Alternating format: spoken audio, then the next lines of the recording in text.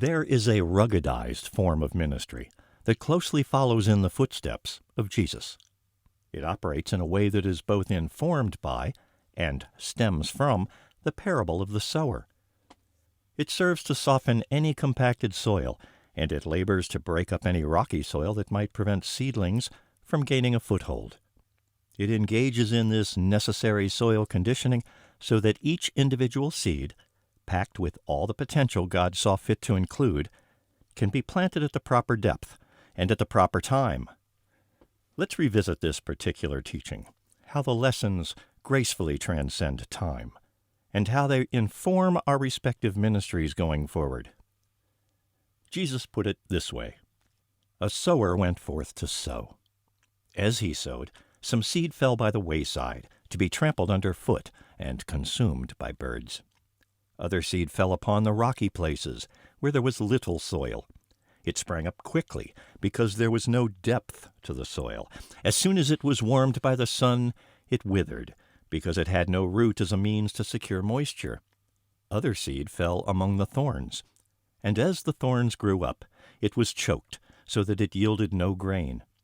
Still other seed fell upon good ground, and, while growing, yielded some 30-fold, some 60-fold, and some 100-fold.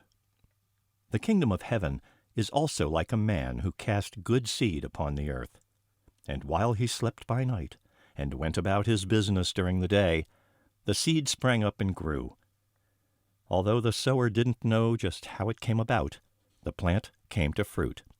First there was the blade, then the ear, then the full grain in the ear, and then, when the grain was ripe, he put forth the sickle, and the harvest was finished. The parable of the sower, as told by Jesus. While scattered seed that fell by the wayside may be trampled, this is not the only statement on record where Jesus referred to things of value being trampled. In the context of his lesson regarding the folly of casting one's pearls before swine, he led by example when he refused to dignify the feigned curiosity of Herod, whose questions were intended as a mockery rather than a sincere search for truth.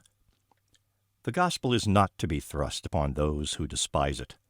The incurious, the insincere, and the insolent are often found wandering aimlessly along the wayside. Those who are self-satisfied, not ready to reach for truth, too busy to grow spiritually, or whose hearts have become too calloused, may represent a soil too compacted to receive precious truth-bearing seed, or a soul too distracted to enjoy seed-bearing fruit. They may miss opportunities, but God wastes nothing.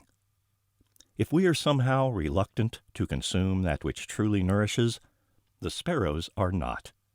Another way of looking at this is in the way birds may also play a role in scattering consumed but undigested seed. While those who are religiously atheist might look at Charles Darwin's writings and his observations about the Galapagos Islands and conclude that such research is proof that evolution is happenstance, a person of faith is likely to reach entirely different conclusions from the same data. We might see the same variety of birds, including one with a beak capable of crushing nuts and seeds to obtain nourishment. Then we see another bird with a beak so long and slender it can extract nectar from a delicate flower without crushing it.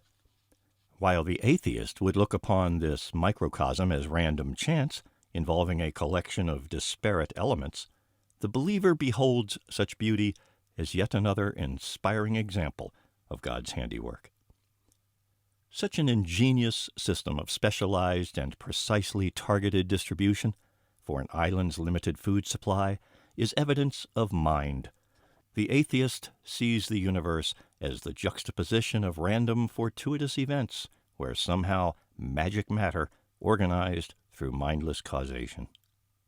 The person of faith sees orchestration by an ingenious composer and conductor within a universe of universes responding to evolutionary over-control. Evolution is, after all, simply an unfolding creativity that occurs over time. Some must hold that science and religion are mutually exclusive in order to maintain an incoherent worldview. This reflects a lack of understanding with respect to a trifurcation that took place during the Enlightenment. For science is to facts what philosophy is to meanings, and what religion is to values. The parable of the sower highlights the fact that seed falling by the wayside is not likely to take root. That means both the seed and the labor are more likely to be wasted. The story of the sower highlights a very familiar process in a way that is factual as well as meaningful. This particular story, as told by Jesus, represents the facts and meanings through a parable, a teaching style and technique also known as a parabolic analogy. He did this so that those of us with ears to hear would find it not only factual and meaningful, but also valuable.